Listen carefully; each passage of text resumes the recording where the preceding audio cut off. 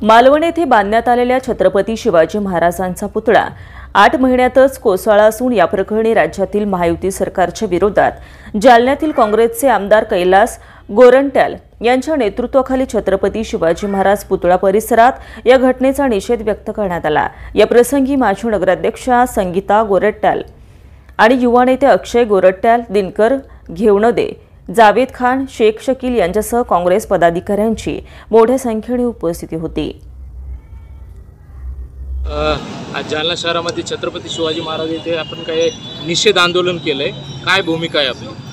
बघा, सर्वप्रथम आपल्या देशाची आन बान शान आणि आपल्या सगळ्यांच्या हृदयस्थान आदरणीय श्री छत्रपती शिवाजी महाराजजी यांचा जे सिंधुदुर्गमध्ये काही शिंदे सरकारचे कॉन्ट्रॅक्टर आहे यांनी जे पुतळा उभारलं होतं आणि पंतप्रधान नरेंद्र मोदीजींनी याचं उद्घाटन केलं होतं।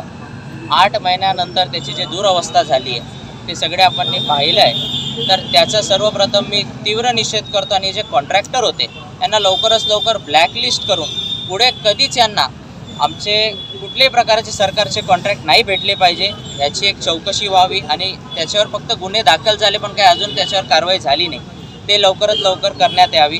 बघा, आदरणीय श्री छत्रपती शिवाजी महाराजजी हे आपले सगळ्यांचे दैवत आहे, महाराष्ट्राचे दैवत आहे आणि महाराष्ट्राचे श्वासात आहे, महाराष्ट्राचे कणकणात आहे।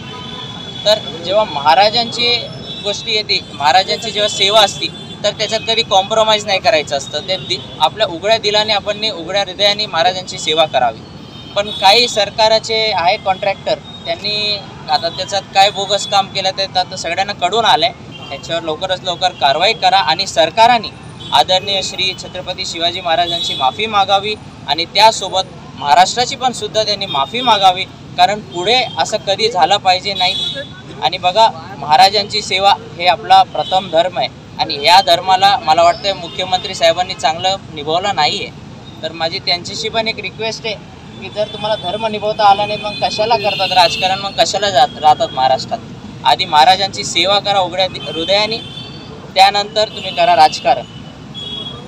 अरबी समुद्राच्या संदर्भात जो काही पुतळा आहे त्या संदर्भात आपण बोललो। हो, अरबी समुद्राचा आपण महाराजांचा एक खूप मोठा पुतळा एवं एक खूप मोठं सुशोभीकरण त्याच्यात करणार होतं गव्हर्नमेंट।